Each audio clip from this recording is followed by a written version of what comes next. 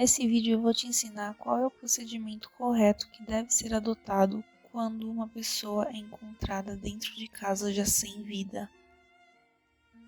Eu sei que não é um assunto bacana de conversar, mas sempre quando a gente tem alguém preparado, alguém que saiba quais as medidas que devem ser tomadas, como funciona o procedimento, as coisas se tornam um pouco mais simples.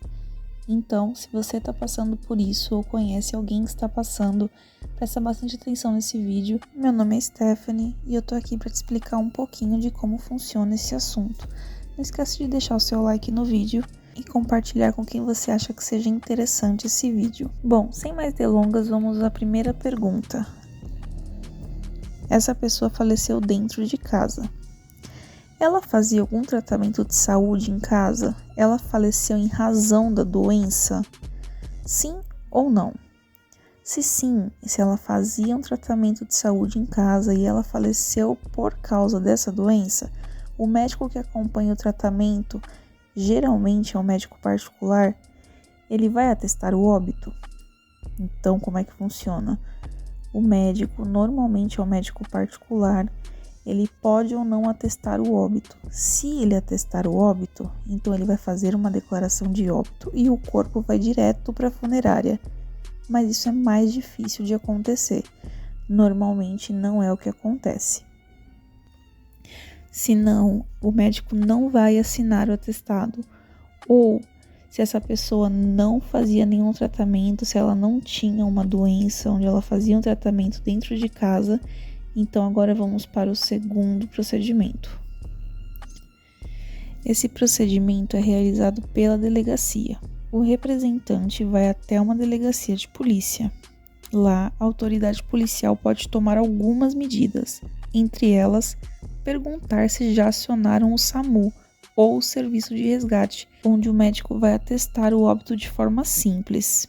Com esse documento fornecido que contém o nome do médico, o CRM e as informações básicas acerca do óbito, como o rigor mortis e o livor mortis, o representante vai até a delegacia e inicia o boletim de ocorrência, coletando os dados principais acerca da situação.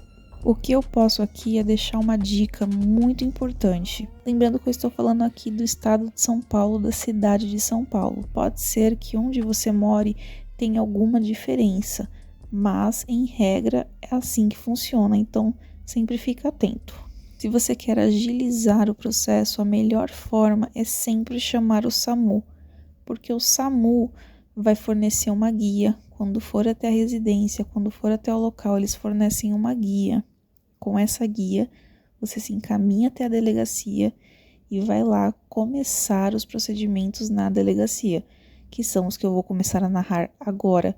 Pode ser que você vá até a delegacia para tentar fazer de uma forma mais rápida, mas isso pode acabar demorando mais um pouco. Eu vou te explicar o motivo.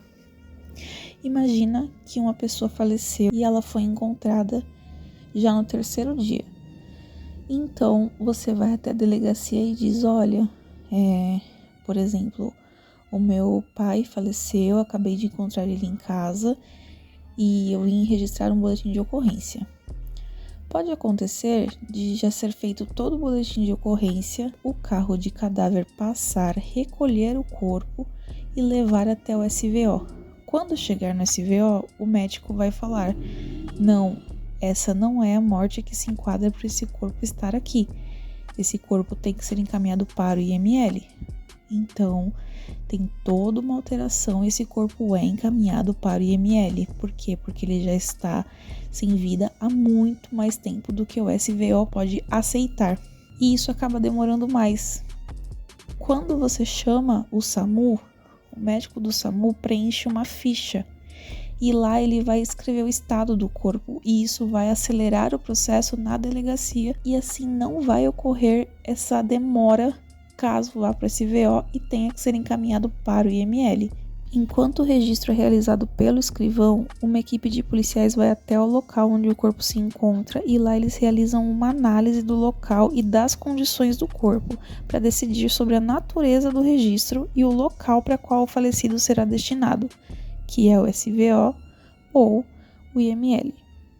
Se o corpo tiver algum sinal de violência ou que levante alguma suspeita acerca da causa da morte, até mesmo que não haja suspeita de morte violenta, mas ele apresenta alguma condição, por exemplo, uma fratura exposta, um sangramento em alguma parte do corpo, esses sinais demonstram que a morte pode ter sido provocada e não ter sido uma morte natural. Assim, o corpo será encaminhado ao IML para ser realizado o exame necroscópico pericial, a fim de determinar a causa morte, para assim descobrir se é o caso de iniciarem uma nova investigação para apurar o eventual homicídio ou constatar que foi uma morte natural e assim o corpo ser liberado para a funerária. Pessoas que tiram a própria vida, o corpo delas é sempre encaminhado para o IML. Sempre. Os investigadores que vão para o local não são peritos, portanto eles não possuem conhecimento técnico para determinar o motivo da morte. Se o corpo não tiver sinal de violência ou suspeita de morte não natural, mas ele já está em estado de decomposição, ele também vai para o IML.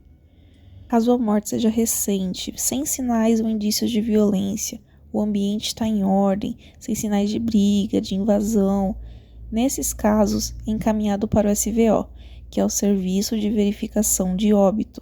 É um serviço realizado pela Prefeitura, que remove o corpo do local e realiza a análise e o preparo para a entrega para a funerária. Como eu disse anteriormente, o SVO pode eventualmente recusar um corpo. Vou dar um exemplo.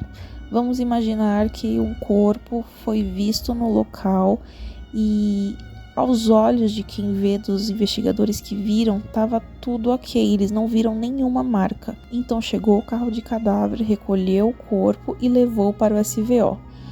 Chegando no SVO, o médico constatou que esse corpo tinha um furo na nuca, que não era perceptível naquele momento e não saiu sangue, então não era perceptível.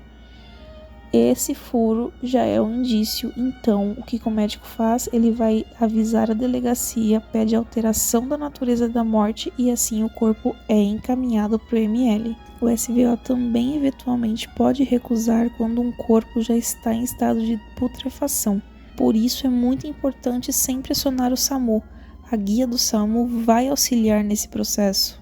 Como eu disse, é um procedimento demorado, não é um procedimento rápido.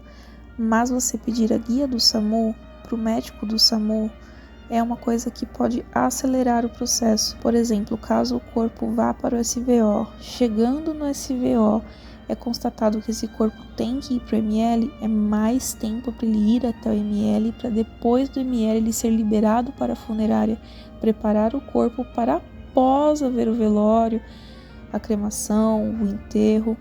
Então é muito importante que os familiares, que as pessoas, os amigos, as pessoas que estejam já passando por esse momento de luto, por todo esse processo, tentem manter a calma e pensem para agir da melhor forma para eles, porque já é um processo muito doloroso, já é um processo muito difícil. Se eu posso deixar uma dica chamem o SAMU, chamem o resgate. Essa guia fornecida é a guia que vocês vão levar até a delegacia para começar o boletim de ocorrência.